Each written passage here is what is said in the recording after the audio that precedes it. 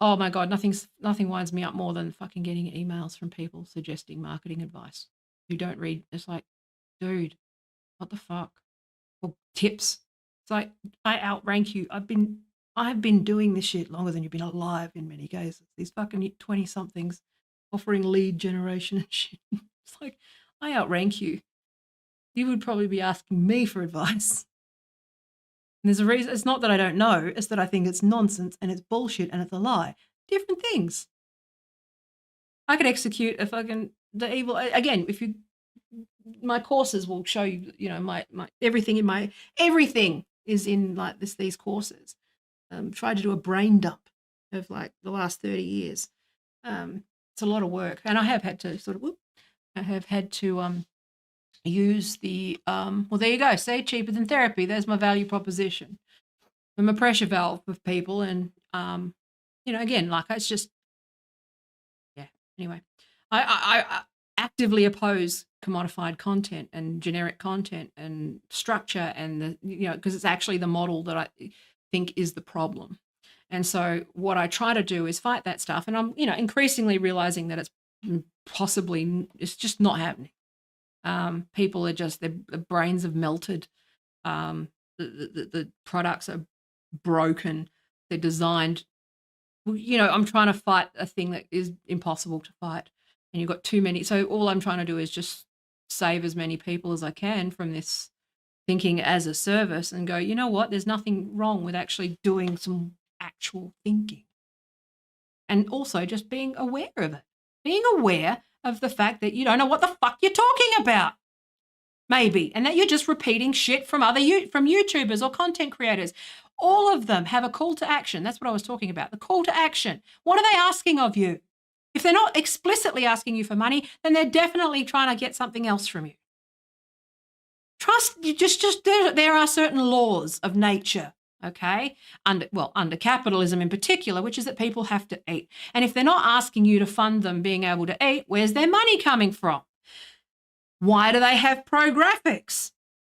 When they're like why are they doing what looks like $100,000 of production work on a YouTube channel, popping up out of nowhere, knowing how hard it is to grow, what production is, how hard it is, how many people it takes, what the FTE count is, all those sorts of things, okay, the effort required.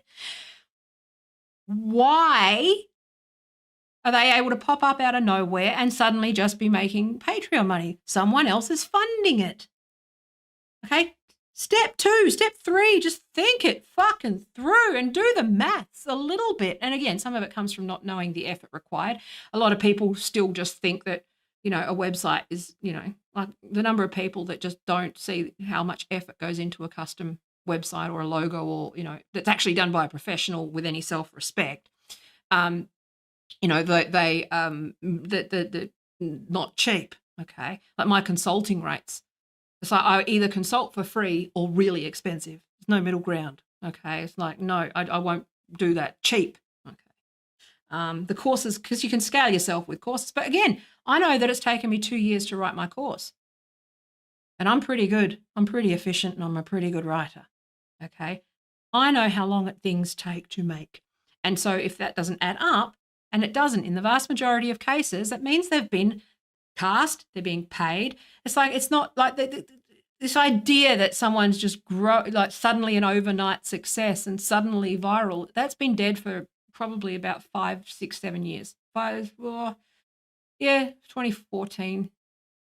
Yeah, 2014 was probably when it started to shift. So we're heading for like 8 years, 7, 8 years, right? That this has not been really that organic. It's all had someone like push it or boost it, or some influencer campaign between it, a pay-per-click campaign, bots, troll farms, those things propping that stuff up, fake likes, fake followers, all those sorts of things.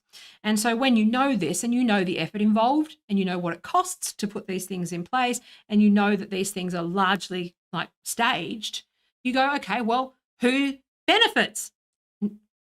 International Relations 101. Okay, there's no allies, only interests. Who benefits from this thing? What is the call to action? What am I being told not to look up? Why am I being fed a packaged answer in 7 tips? Because it's not, nothing is that simple.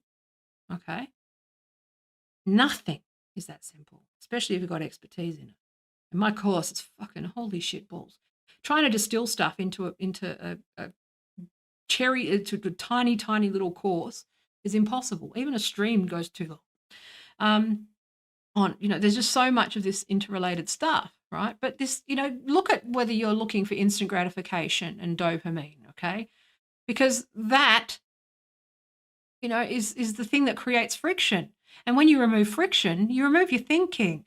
And that's the thing that the whole industry is designed around, which is removing that friction and making things frictionless and easy. But that means that in order for it to be frictionless, you lose something. You lose substance. You lose quality. You end up talking shit.